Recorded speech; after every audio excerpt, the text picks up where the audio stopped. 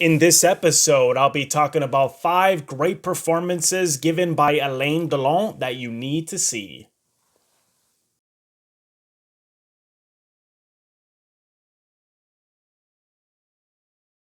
Welcome to Robert Bellissimo at the Movies. This is a YouTube video podcast where we explore storytelling on film, as well as interviews with industry professionals who work in film, television, theater, among other areas of the arts. The first movie I want to discuss, and all of my picks today are in no particular order. He gave many great performances over the years, Alain Delon, but here are 5 that I truly love that you should check out.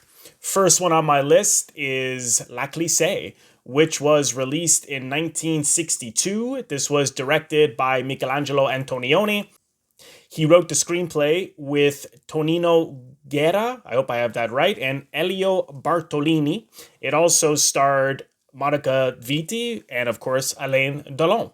For those of you who haven't seen it, I'll read out a brief plot.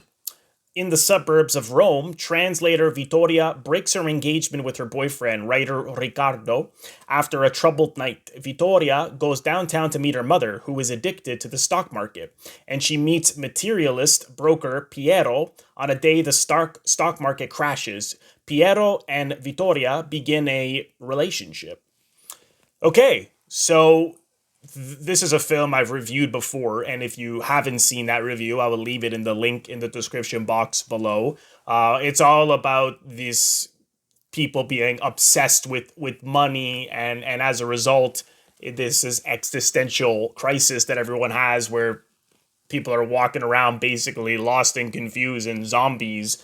So he was certainly, criticizing this capitalistic, consumeristic culture that particularly started to really happen after the war. So the Delon is really really good in this. I really enjoy his performance, and it's a different side of him than you'll see in the other performances that I'm going to get to in a few minutes, because he's this stockbroker, and the enthusiasm and passion he has for at you see at the stock exchange, and everyone's putting their stocks down, and it's the crowds are there, and he just has this passion and energy. It really reminds you of things you'd see later in the 80s, like Wall Street. And so just the enthusiasm he has, but also the edge and anger he brings out when things go wrong, and his hostility.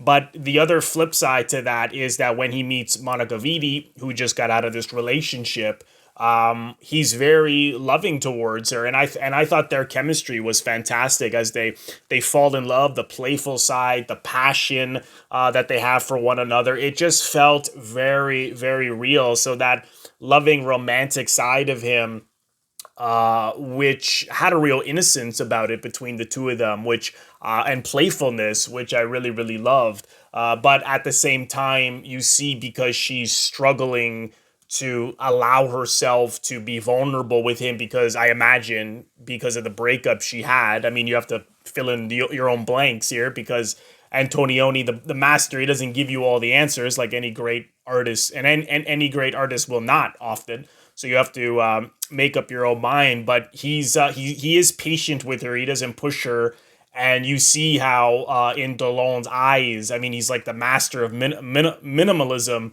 as an actor, and you see that he doesn't like it, but he's willing to wait, and gradually he wins her over. And of course, those iconic images in this film when they're kissing each other through the glass, of course, people not being able to truly connect. And then eventually they do. So they do fall, allow themselves to fall for one another. But even in the end, when they embrace and they say they're going to see each other tonight and tomorrow and the next day and the next day, it's very beautiful. But then as they hug, they both have, at least my impression was that they both have this look in their face of wariness or uncertainty or discomfort. And as she leaves, and she looks really unhappy and like a zombie, really. And then he had, I love the shot because he had taken all the phones off the receivers so no one could bother him. In this office that he works at, because the phones are ringing all the time. Again, working in stocks like you'd see later in Wall Street. And then he puts the all the phones back on the hook. In other words, back to business, right? And so it's a wonderful film, but I just really, really like Delon in this film. And there's even a moment of when the stock market crashes and people are going to him and they're begging for help, and he's really harsh on people, and he's like, why did you spend all your money before? Now you're broke, figure it out, you got to pay us, you got to pay it back, all the money that you lost and all this kind of stuff. And then he's really mean to this one guy, and then as he closes the door, I mean, you could interpret it your own way, but he brought this sense of guilt, and he's not just a villain or a clear-cut, mean, terrible, greedy person. There was this element of he felt bad for people, but he was just doing his job. And his job is to be harsh and hard. You could also interpret it that he was just tired because he'd been working so much, and he comments on that. But it's a great, really lively performance that I absolutely love. After that, let's jump into the swimming pool, which is also, the French title is La Pasquine. This was released in 1969. It was directed by Jacques Deray. It was written by Jean-Claude Carrier, Jacques Deray, and Alain Page. It starred, of course, Alain Delon, Romy Schneider, Maurice Ronet, and Jane Birkin, who recently passed away. For those of you who haven't seen it, I will just read out a brief plot. Lovers Marianne and Jean-Paul spend their vacation in a villa on the French Riviera near Saint-Tropez. Marianne invites her former lover Harry and his teenage daughter to stay. Tensions rises between them, especially when Jean-Paul seduces Penelope. So this is, I've seen this once before, and it's a really great thriller, and it gradually builds, and a lot of it is done without a lot of talking and exposition and dialogue, and the characters really actually truly can't communicate, so much of what they're feeling is done through looks, and it's such a visual film in that sense, and really you have to make your own judgment calls. I mean, it's obvious often what they're thinking and feeling, but sometimes you do have to lean in and make your own judgment calls. But everyone is fantastic in this, and this is such a perfect part for Delon because, again, you see him and Romy Schneider at the beginning. These love scenes they have, and again, they're very passionate, and you can sense that they are really deeply connected, at least physically speaking. But they have problems as her ex-lover comes to visit with his daughter, and you immediately see with Delon the jealousy and and his suspicion, and the littlest things he says and the things again going on in his eyes speaks volumes. And again, this is just gradually builds to what the movie's really about, which is moment of madness, which I'll get into in a bit. But there's one scene which I really, really like, and with him and Maurice Ronet, and who plays Harry, and they're sitting together, and he's wondering where Marianne is. Marianne, who Romy Schneider plays, and Delon says, "Oh, she usually sleeps in." He says something like that, and then Harry says, "Oh yeah, I forgot that she likes to sleep in." In other words, he's passive aggressively reminding Jean-Paul of the fact that they were, had been together again. And then, of course, he had woken up with her and he knows that she slept in. And you just see Jean Delon just with this look of like, what? On his face. And it's not even a close-up. It's so subtle.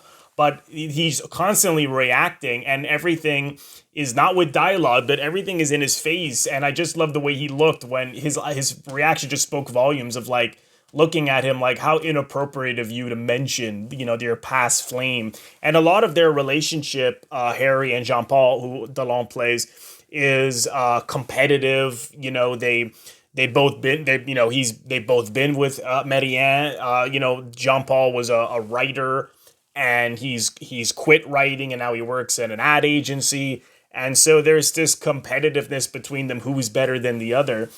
But what I really like is that Jane Birkin, who plays Penelope, who's Harry's daughter, she's bored there. She doesn't really want to be there. And so Harry has not even been in her life. He's just shown up in her life in the last year or two, as they mentioned. I did find it strange that Jean Paul and Marianne wouldn't have known about the daughter, and they, particularly Marianne, that she had been in a relationship with Harry, yet didn't know he had a daughter. I mean, I can understand not knowing that, but they didn't really seem to be too shocked about it. It was sort of like, oh, I didn't know he had a daughter. And then you find out that Jean Paul and Harry were good friends until Jean Paul started to go out with Marianne. So that was a little, I thought maybe there should have been something more about just more of like this guy had a daughter, more of a shocked reaction or something. But apart from that, it's so compelling because Penelope, you get the feeling that she's attracted to Jean Paul and that Jean Paul's showing interest in her.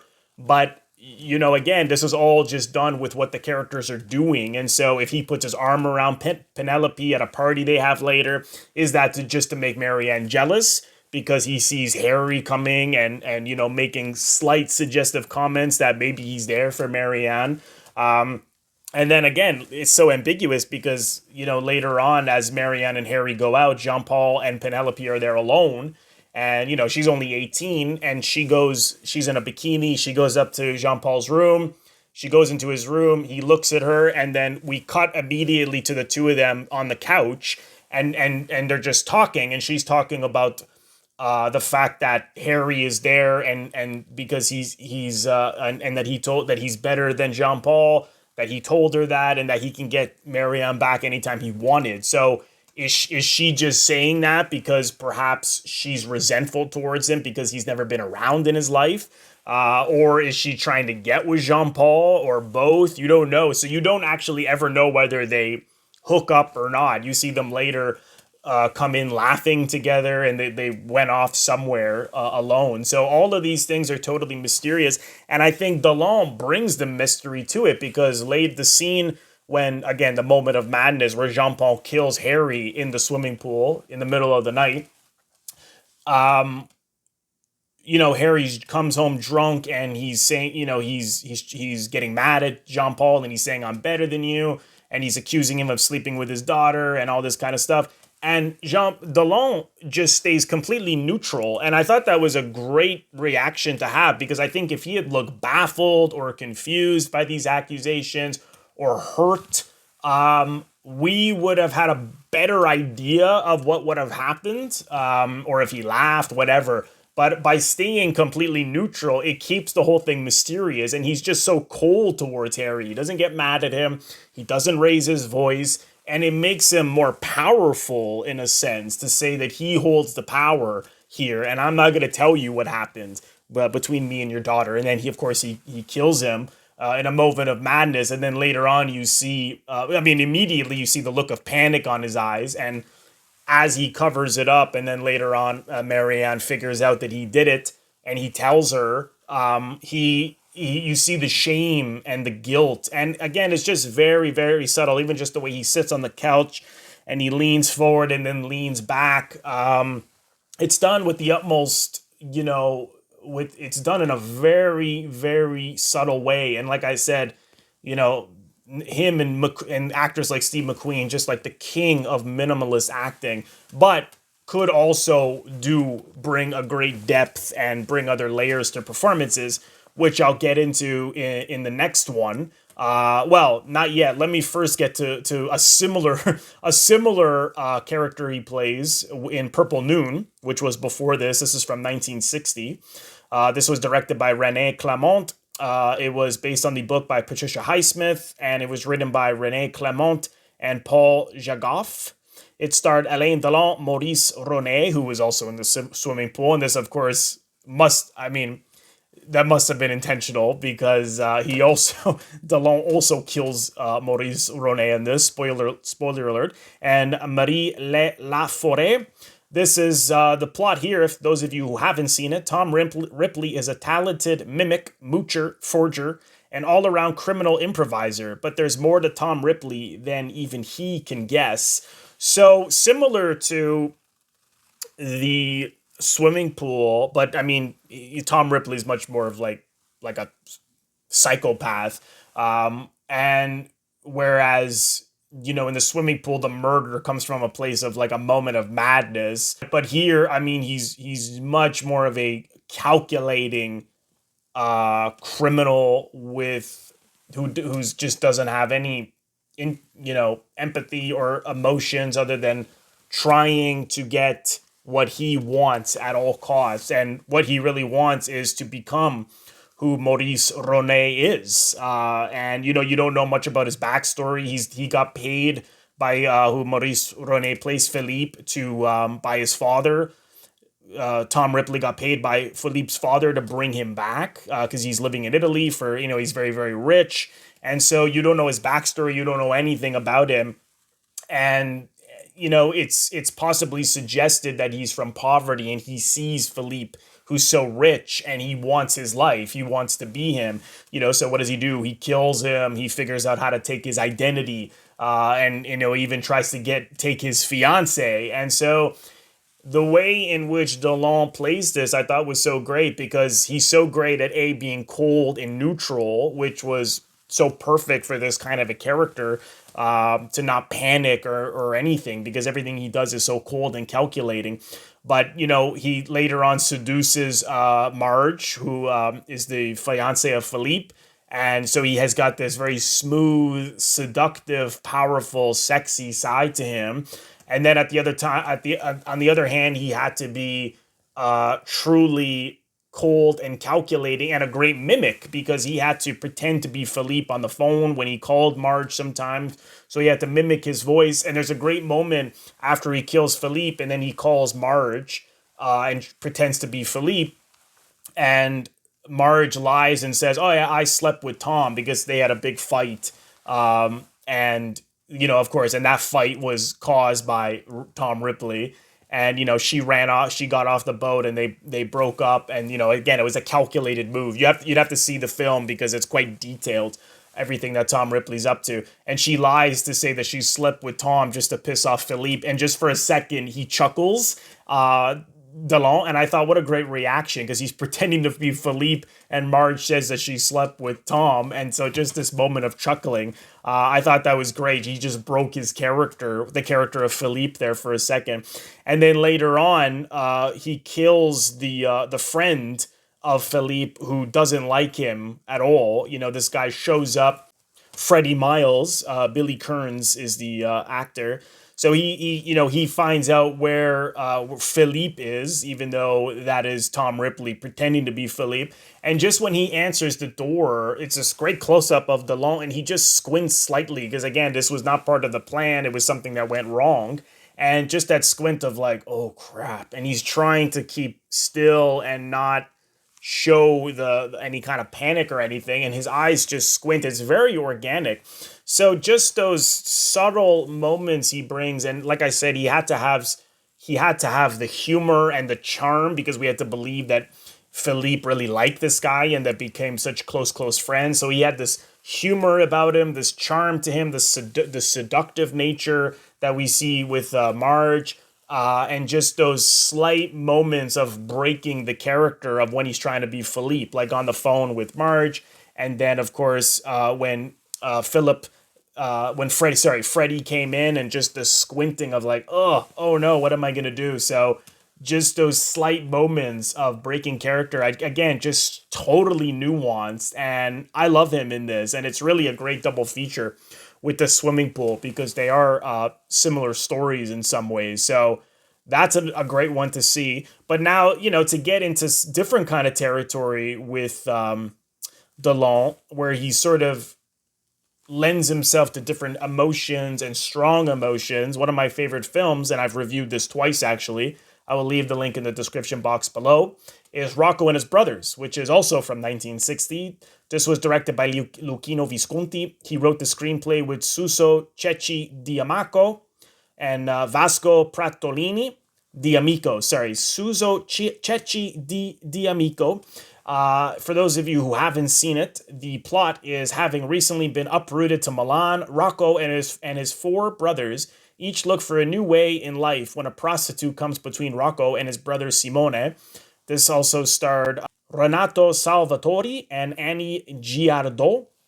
I love this movie. It's one of my favorite movies, and so Italian in the sense that, these people going from Sicily to the north of Rome, and which may as well be two different worlds. And you see a lot of Southern Italians went to Canada and America, like my family. And so even though they're in the same country, they may as well have been in another country, because the North and South are two different worlds. So you see them struggle and try to rebuild a life in Milan. But the main problem comes up with Simone, who begins to steal. He's this, he begins to waste his life. He's this boxer with all this promise. And he's just totally self-destructive and destroys himself and his relationship with his family. And the thing with Rocco, and this is very Italian, also, is like trying to keep the family together at all costs and overlooking even the worst of flaws, because just wanting to just be this peacekeeper and keep things together no matter what. And of course, that just makes things worse. And so, he talks about the fact that when they were at home, even though they had nothing, they were happy because they all just had each other. And now in the North, everything has changed. And so Delon really brings a great, true depth to this film. And you see as he falls in love with Nadia, who Simone was originally with, and then even though Simone, beat them both up and raped her right in front of him, he still is telling her to go and be with Simone, which is such a great scene as he's, she begs him not to do this. And you see him getting truly emotional and her getting really emotional. But again, he doesn't just blurt out crying. I mean, he's trying not to cry, and you just see the tears in his eyes. But again, he's all about trying to keep his family together and trying to give Simone what he wants. And then these debts that Simone are racking up, and Rocco becomes the more successful boxer of the two. And, he agrees to take on his debts, and he just has this nobility about him and this strength to keep everything together. But he has those moments where things are just falling apart, and just the anguish and the tears in his eyes. And that scene is so brutal every time I see it, when Simone rapes Nadia right in front of him, and as he's screaming out to Simone to stop, and Simone's friends are holding Rocco back, and you even get the sense from them that they're like, oh my God, Simone, how far did you go here? You're taking this way, way, way too far. It's a wonderful performance, and one of my favorite scenes is later on when Simone kills Nadia. Again, it's like the highlight of Rocco's life after he wins, the championship belt, and then Simone comes over and he finds out what happened, and he screams out no, and then he's crying and stroking Simone's cheek on the bed, and they're both weeping. And so it says so much there, just in their behavior and just even what's going on in the scene. It's like they're both so devastated and heartbroken and in deep anguish and sorrow. And it's just like, at that moment, it's like, Simone, I can't help you anymore, but he strongly wants to help him because he's his brother. But that scene is just brutal to me. But again, performed beautifully, as these two men are just, they can't hang on anymore. So I love Delon in this film. Just the depth of feeling, and I really like the scenes he has with Nadia too, as they begin to fall in love. But he's just this nobility and that he brings to this guy who's trying to keep his family together but just can't. At least with Simone. So it's a great movie and performance by Delon. And last one on the list, Mr. Klein, which I'd seen for the second time recently. This was released in 1976. It was directed by Joseph Losey. It was written by Franco Solinas, Fernando Morandi, starred Alain Delon and Jean Moreau, Francine Bourget. The plot is, in Nazi-occupied Paris, the immoral art dealer Robert Klein leads a life of luxury until a copy of a Jewish newspaper brings him to the attention of the police, linking him with a mysterious doppelganger. Will Mr. Klein clear his name?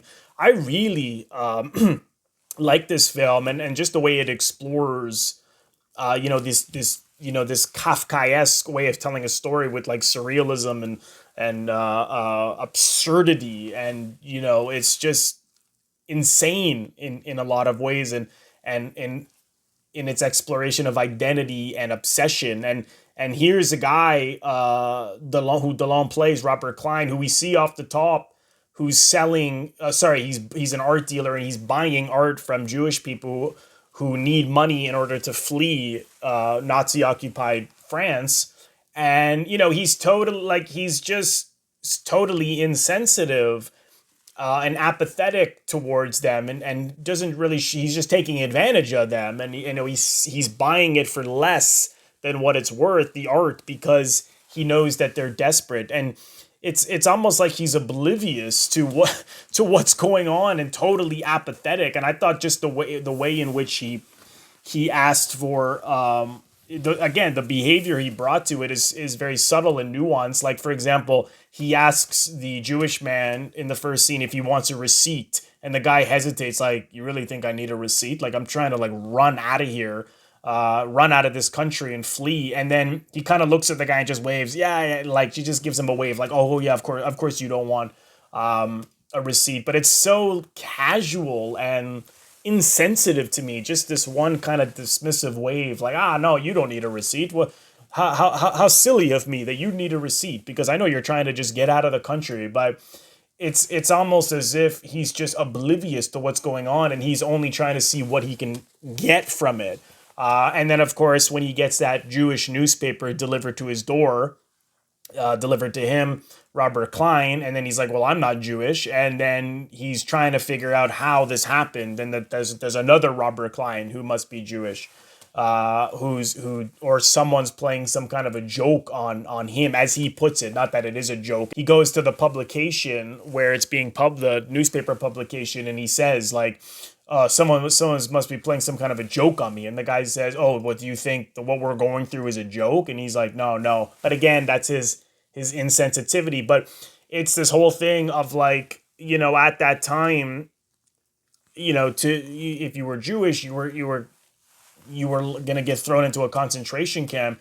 But it has this feeling of, like, he doesn't say anything anti-Semitic, but it's like you almost get the feeling that he doesn't even want to be associated with Jewish people, not because of what's going on with them, but just because of not wanting to be Jewish, because he doesn't like Jewish people, right? So it's that whole thing of anti-Semitism, and you get this feeling. I got the feeling the first time I saw it that it was going to have some kind of an arc, like a traditional arc, in the sense where the character will change for the better, and that he'll, as a result of being treated like a Jewish person, and you see as he's losing everything and they're taking everything away from him because they think he's Jewish. I thought, oh, now he'll have like more of an understanding of what Jewish people are going through. But no, that's not what happened at all. I mean, it's much more from this place of not wanting to be Jewish at all costs, and just the anger that Delon brings to it. And again, he builds his performance so gradually, because at first he's sort of like, oh, this is strange, as he tries to track down what happens. He even goes to his father to find out, oh, do we have any Jewish blood? And you just see how worked up the father gets, to think like, how dare you even suggest, that we're Jewish, or we go back to the Catholic Church, centuries, or whatever he says. And so he just built this, again, it's just this building the performance where he's first bothered by it, and then disturbed, and then just angry, particularly as they take everything away from him. And you just see him there in his empty apartment at one point, just like absolutely sulking and lost and dazed and confused purely.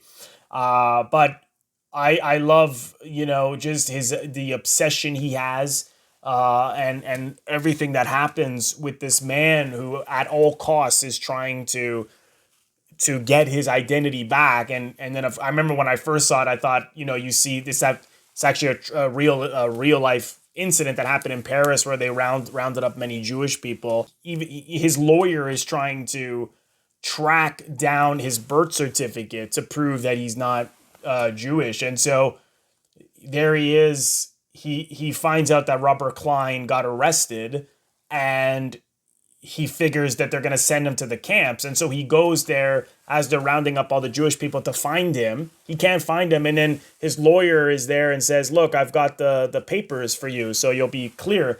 And he still jumps on the train and then gets sent to Germany. And I just thought, when I first saw it, I was like, that's absurd.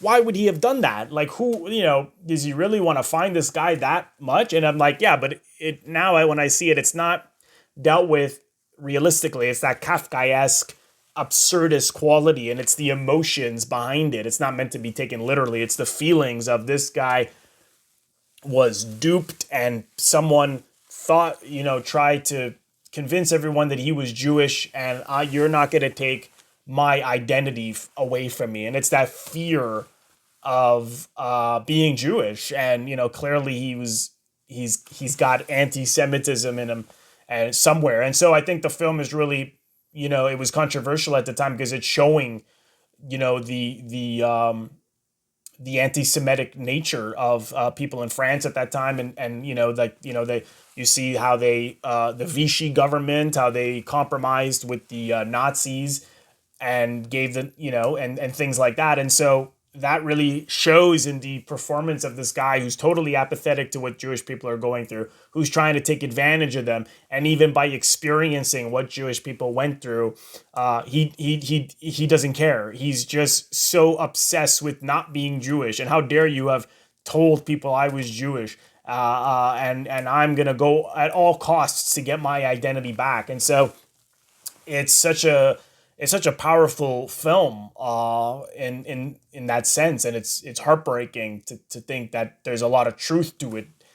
But the performance, just everything, that gradual build that Delon brings to it, of being bothered by this and then broken by it and furious about it, and his obsession to find this guy. It's an incredible performance. So if you haven't seen that, I highly recommend checking them out. So those are 5 films to see with Alain Delon. If you haven't seen many of his films, here's your starters kit. And there are many more to see that he's given that are absolutely fantastic. But I highly recommend these 5 for sure. Thank you so much, everyone, for watching. I want to thank all of my members on Patreon. If you're interested in becoming a member of my Patreon, head over to the link patreon.com/Robert Bellissimo at the movies for full details. Patreon is exclusive content that I create month in and month out. So if you're interested in becoming a member, head over to the link for full details. You can also leave a donation directly to my YouTube channel by pressing the thanks link, which you will find below the video frame. Right beside the like and dislike link, just click on the thanks link, and from there, you can leave a donation if you choose to. And lastly, if this is your first time here on my YouTube channel, please consider subscribing. It is absolutely free to do so. By pressing the Robert Bellissimo at the Movies logo, you will see it floating above my head in the top left corner to your top left. In just a second, just click on that, and then click the bell in order to get a notification every time I release one of my new videos. Also, click the like button and comment below. Let me know if you've seen any of these movies. Let me know what you think of them. Or if you go away after seeing this video and watch these movies, come back. Let me know what you think. Thanks again, everyone, and I will see you in the next video.